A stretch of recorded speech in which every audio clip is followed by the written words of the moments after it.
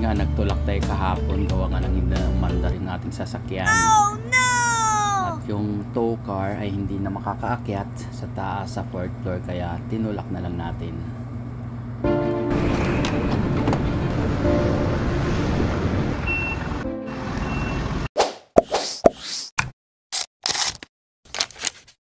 One day later.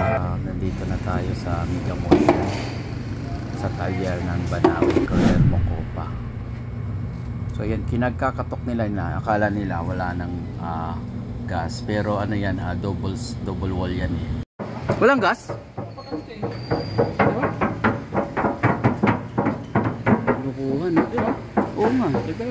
Sige nga, subukan nga natin. Kaya dali-dali ako bumili ng gas ng 10 liters sa Clean Fuel.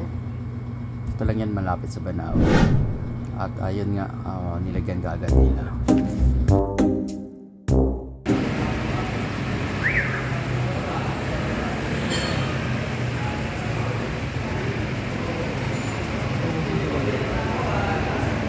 At dito nga natin malalaman kung talagang totoong natuyuan na tayo ng gasolina. Full tank dito. Full tank nga, no? Kanina, hindi ganyan. Taka kasi kasi kalahati pa lang laman nun.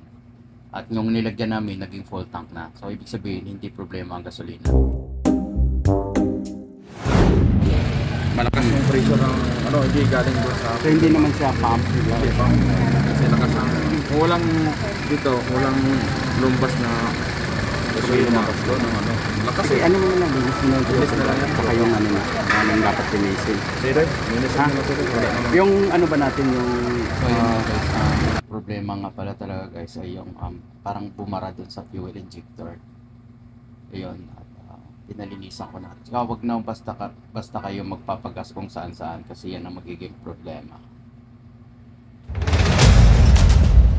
So ayun na, kailangan ipa-PMS nyo yung sasakyan nyo. Huwag nyo nang antayin na maramdaman yung may sakit yung sasakyan nyo. Pagdating sa tamang mileage, pa-check nyo na. Okay, salamat. Ilinisin mo na din, Rick, ha? Oo, lahat yung filter dito. Thank you, Rick.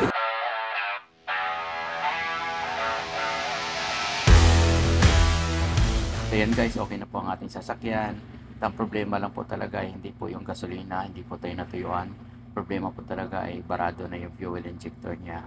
So ayun, bumili na rin po ako ng 4 na spark plug para maging maayos at pinalinisan ko na lahat yung airflow niya, yung sa ano niya, pati sa throttle niya.